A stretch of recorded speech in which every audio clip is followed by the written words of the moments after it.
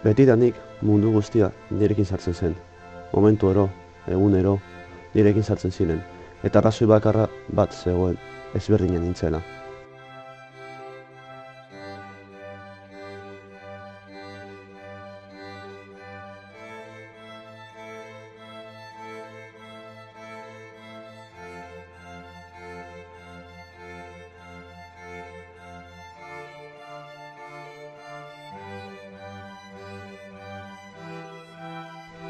Baina guzti hori aldatu egin zen, ezpat hau lortu nuen egunean. Grayskuren potereagatik. Neu dakat poterea!